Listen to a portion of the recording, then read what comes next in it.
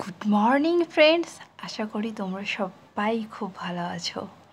আর এটাও আশা করছি খুব আনন্দে ঈদের সময়গুলো তোমরা সবাই কাটাচ্ছ।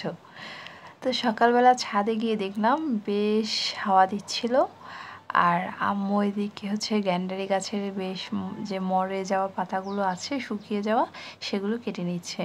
আর আজ তো বেশ মেঘলা, তো মনে হচ্ছে বৃষ্টি হবে।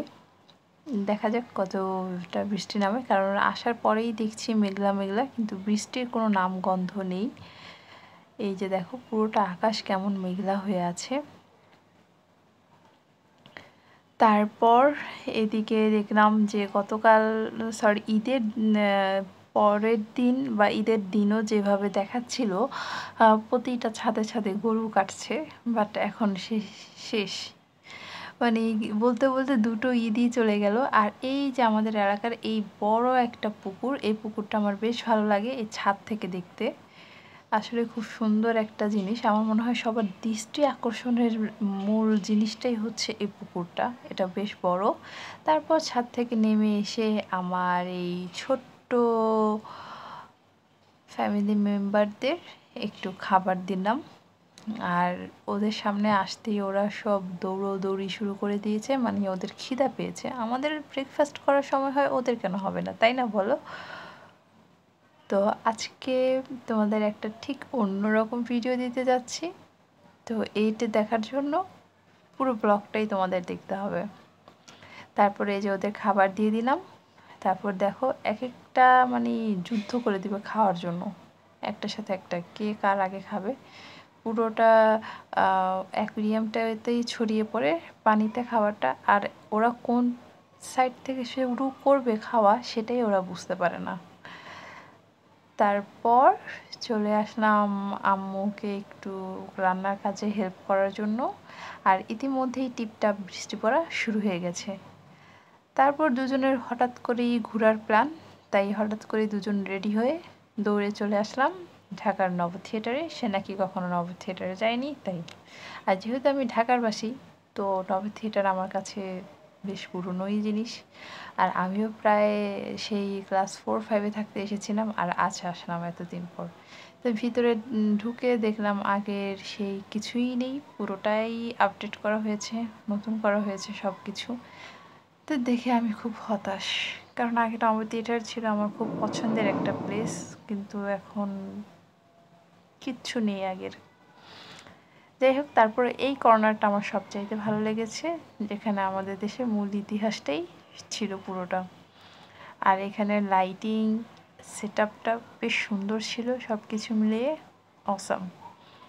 তো এখানে বেশ কিছুটা সময় আমি এখানে দাঁড়িয়েছিলাম, আর আমি যখন ব্লগ করছিলাম সবাই আমার দিকে কেমন কেমন করে যেন তাকিয়েছিল। তাই যতটুকু পেরেছি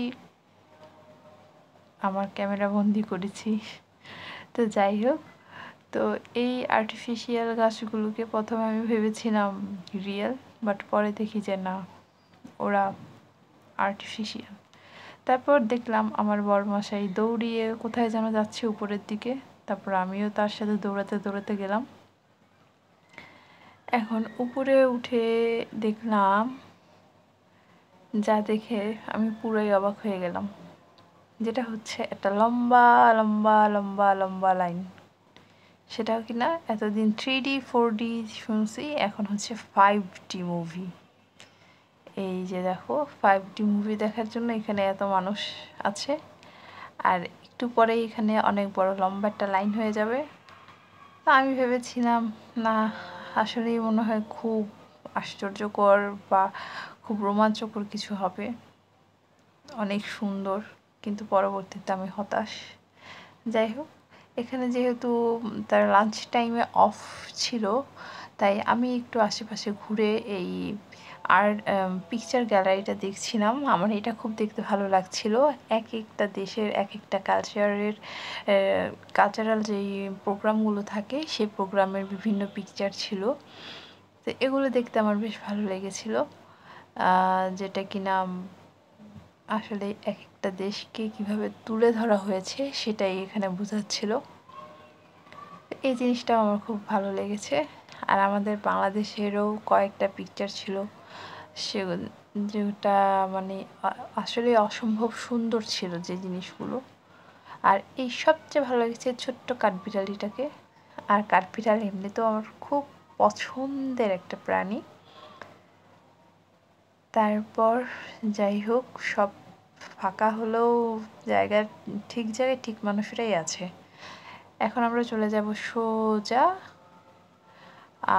5D মুভি দেখতে, তারপর তোমাদেরকে জানাচ্ছি কি আছে।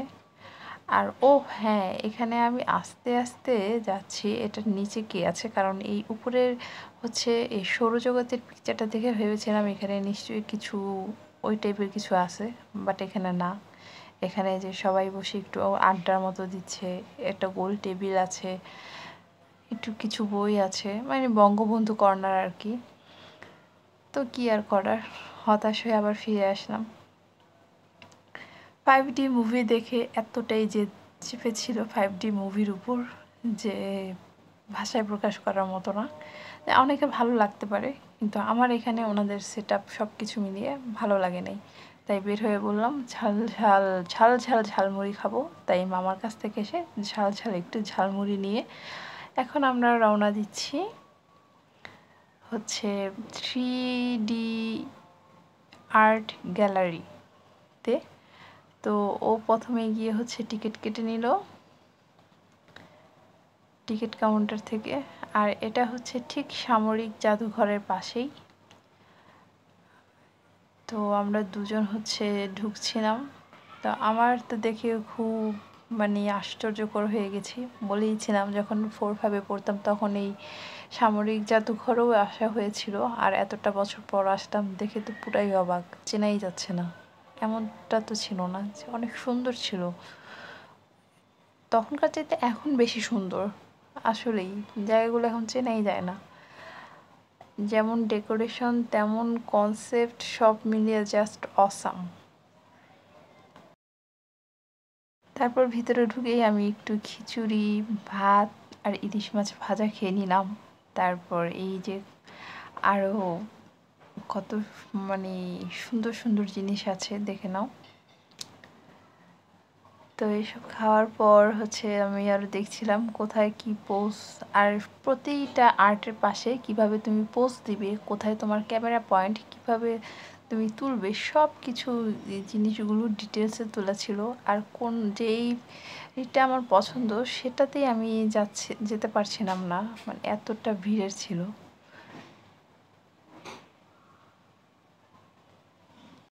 তারপর সব কিছু ঘুরে ঘুরে টুকটুক করে দেখে টেখে তারপর যেখানে খালি পাচ্ছিলাম সেখানেই একটু দাঁড়িয়ে পড়ছিলাম। কিন্তু পছন্দের জায়গাগুলো যদি খালি না পাওয়া যায় তাহলে কি আর করার বলো। তারপর এই যে এই কার্ডটা দিয়ে আমি সেই ঝর্ণার কাছে যাওয়ার চেষ্টা করছি। ঝর্ণাটা আমার বেশ পছন্দ, আর সব ঝর্ণাই আমার খুব পছন্দ। আর এটা মোট হচ্ছে 2টা মানে দোতলা নিয়ে করা আছে। এখানে গিয়ে বেশ মজা পেয়েছি, অনেক অনেক পিকচারও তোলা হয়েছে। তারপর বের হয়ে আসলাম। তারপর আমরা দুজন চলে গেলাম মেট্রো রেল স্টেশনে, টিকিট কেটে উঠে পড়লাম মেট্রো রেলে। অসম্ভব সুন্দর ছিল। আর হ্যাঁ, আজকের দিনটা আসলে খুব সুন্দর কাটিয়েছি। আর আজকের ব্লগটি যদি ভালো লাগে তাহলে অবশ্যই লাইক, কমেন্ট, শেয়ার, সাবস্ক্রাইব করে দিতে ভুলে যেও না। আর লাস্টে রয়েছে কিন্তু এই আর্ট গ্যালারিতে গিয়ে কিছু সুন্দর পিক। তো তোমরা সবাই ভালো থেকো, সুস্থ থেকো, সুন্দর থেকো। আলাদিনের প্রদীপ ধরতেই জিনি বের হয়ে আসলো। দরজা খুললাম আর দেখি আমার ডরিমন। ওরে বাবা, কি একটা রাজকুমারী দিয়ে যাচ্ছে। আর আমার আইসে সবচেয়ে পছন্দের কার্টুন। আর এখন হয়ে গেলাম আমি ভ্যাম্পায়ার।